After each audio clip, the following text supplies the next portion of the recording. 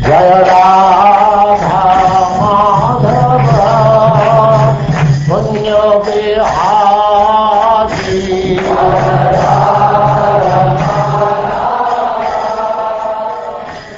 And now chapter 58. Krishna marries 5 princesses.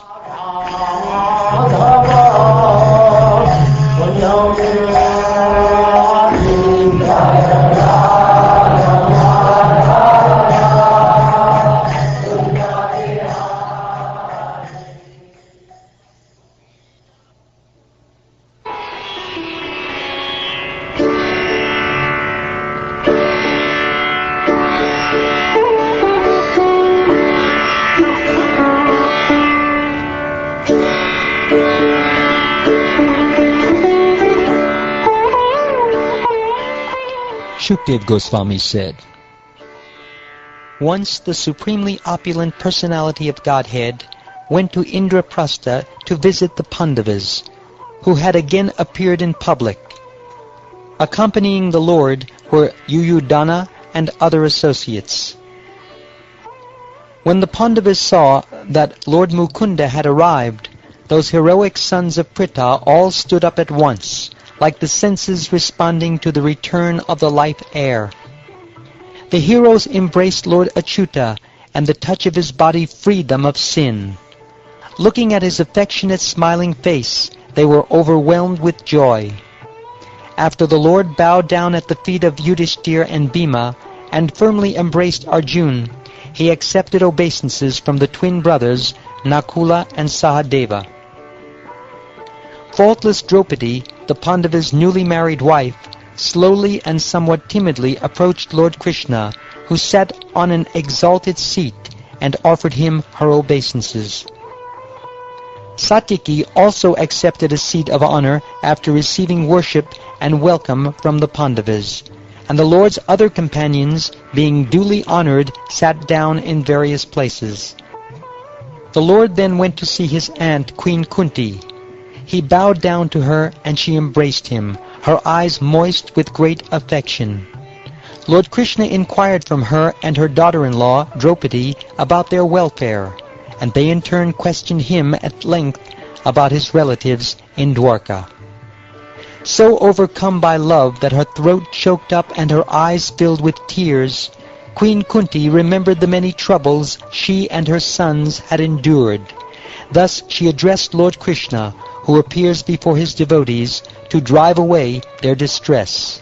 Queen Kunti said, "My dear Krishna, our welfare was assured only when you remembered us, your relatives, and gave us your protection by sending my brother to visit us. For you, the well-wishing friend and supreme soul of the universe, there is never any illusion of us and them. Yet even so, residing within the hearts of all, you eradicate the sufferings of those who remember you constantly." O Supreme Controller, I, King Yudhishthira, do not know what pious deeds we fools have done, so that we can see you, whom the masters of yogic perfection rarely see.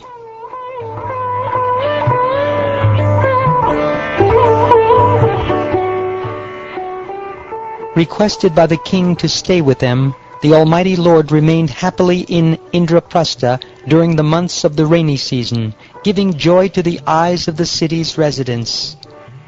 Once Arjuna, the slayer of powerful enemies, donned his armor, mounted his chariot flying the flag of Hanuman, took up his bow and his 2 inexhaustible quivers, and went to sport with Lord Krishna in a large forest filled with fierce animals.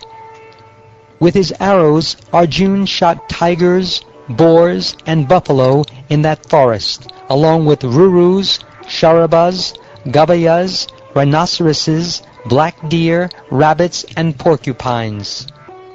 A crew of servants carried to King Yudhishthira the slain animals fit to be offered in sacrifice on some special occasion. Then, feeling thirsty and tired, Arjuna went to the bank of the Yamuna. After Krishna and Arjuna bathed there, they drank the river's clear water. The great warriors then saw an attractive young girl walking nearby. sent by his friend, Arjun approached the exceptional young woman, who possessed beautiful hips, fine teeth, and a lovely face, and inquired from her as follows. Arjun said, "Who are you, O fine-waisted lady? Whose daughter are you, and where do you come from? What are you doing here? I think you must be looking for a husband. Please explain everything, O beautiful one." I am the daughter of the sun god, and my name is Kalindi. I desire to get as my husband the most excellent and munificent Lord Vishnu, and to that end I am performing severe penances. I will accept no husband other than him, the abode of the goddess of fortune. May that Mukunda, the Supreme Personality, the shelter of the helpless, be pleased with me. I am known as Kalindi, and I live in a mansion my father built for me within the water of the Yamuna. There I will stay until I meet Lord Achyuta.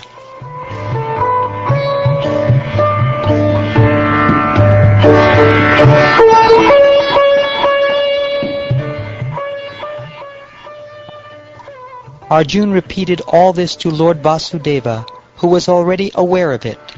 The Lord then took Kalindi onto his chariot and went back to see King Yudhishthir. Upon the request of the Pandavas, Lord Krishna had Vishvakarma build the Pandavas a most wonderful and amazing city. The Supreme Lord stayed in that city for some time to please his devotees. On one occasion, Sri Krishna wanted to give the Khandava forest as a gift to Agni, and so the Lord became Arjun's charioteer. Being pleased, O king, Lord Agni presented Arjun with a bow, a set of white horses, a chariot, a pair of inexhaustible quivers, and armor that no fighter could pierce with weapons. When the demon Maya was saved from the fire by his friend Arjun, Maya presented him with an assembly hall in which Duryodhana would later mistake water for a solid floor. Then Lord Krishna, given leave by Arjun and other well-wishing relatives and friends, returned to Dwarka with Satyaki and the rest of his entourage. The supremely auspicious Lord then married Kalindi on a day when the season, the lunar asterism, and the configurations of the sun and other heavenly bodies were all propitious. In this way he brought the greatest pleasure to his devotees. Vindhya and Anuvindhya, who shared the throne of Avanti, were followers of Duryodhana's. When the time came for their sister, Mitravinda, to select her husband in the Svayambara ceremony, they forbade her to choose Krishna, although she was attracted to him. My dear king, Lord Krishna forcibly took away Princess Mitravinda, the daughter of his aunt Rajadidevi, before the eyes of the rival kings. O king, Nagnajit, the very pious king of Kaushalya, had a lovely daughter named Satya, or Nagnajiti. The kings who came as suitors were not allowed to marry her unless they could subdue 7 sharp-horned bulls. These bulls were extremely vicious and uncontrollable, and they could not tolerate even the smell of warriors. When the Supreme Personality of Godhead, the master of the Vaishnavas, heard of the princess who was to be won by the conqueror of the bulls, he went to the capital of Kaushalya with a large army. The king of Koshala, pleased to see Lord Krishna, worshipped him by rising from his throne and offering him a seat of honor and substantial gifts. Lord Krishna also greeted the king respectfully. When the king's daughter saw that most agreeable suitor arrive, she immediately desired to have him, the lord of goddess Rama. She prayed, "May he become my husband. If I have kept my vows, may the sacred fire bring about the fulfillment of my hopes." Goddess Lakshmi, Lord Brahma, Lord Shiva, and the rulers of the various planets place the dust of his lotus feet on their heads, and to protect the codes of religion which he has created, he assumes pastime incarnations at various times. How may that Supreme Personality of Godhead become pleased with me? King Nagnajit first worshipped the Lord properly, and then addressed him, O Narayan, Lord of the universe, you are full in your own spiritual pleasure. Therefore, what can this insignificant person do for you?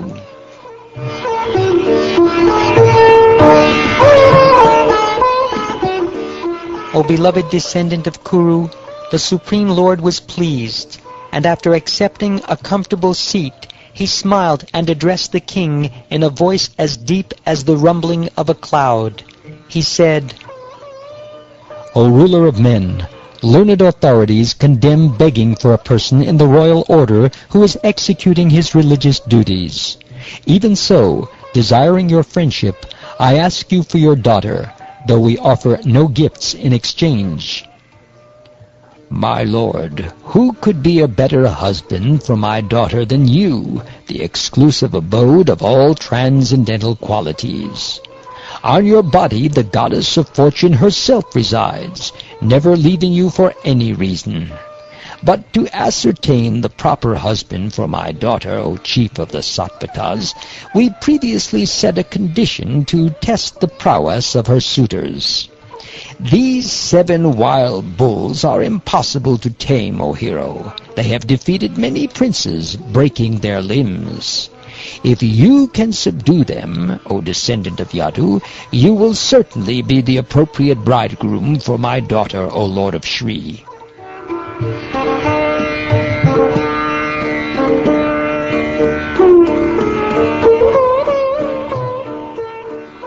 Upon hearing these terms, the Lord tightened his clothing, expanded himself into 7 forms, and easily subdued the bulls. Lord Shauri tied up the bulls, whose pride and strength were now broken, and pulled them with ropes, just as a child playfully pulls wooden toy bulls. Then King Nagnajit, pleased and astonished, presented his daughter to Lord Krishna. The Supreme Personality of Godhead accepted this suitable bride in the proper Vedic fashion. The king's wives felt the greatest ecstasy upon attaining Lord Krishna as the dear husband of the royal princess, and a mood of great festivity arose. Conch shells, horns, and drums resounded, along with vocal and instrumental music, and the sounds of Brahmins invoking blessings. The joyful men and women adorned themselves with fine clothing and garlands.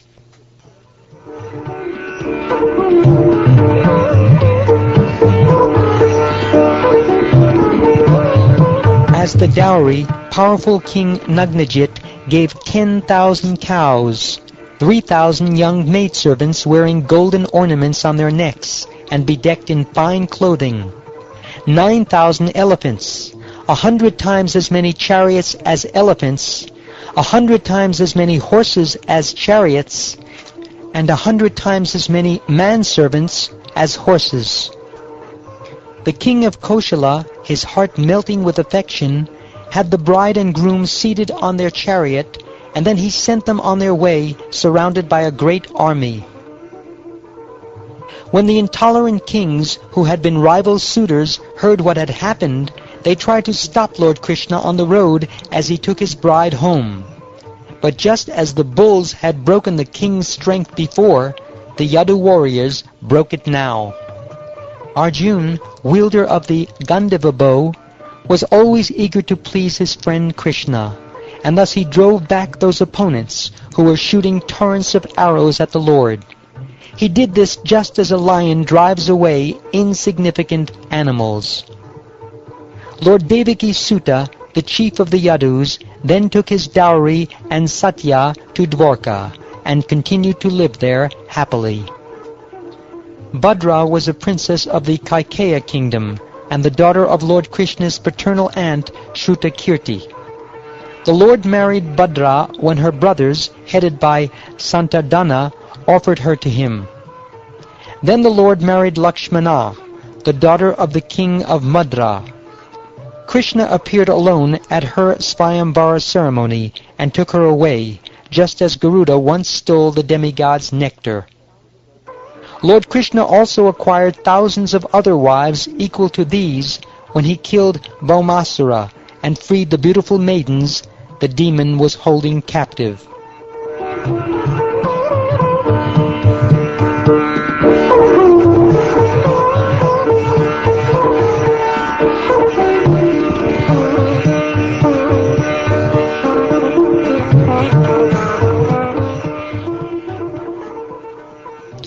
Thus ends the 58th chapter of the 10th canto of the Srimad Bhagavatam, entitled Krishna Marries 5 Princesses.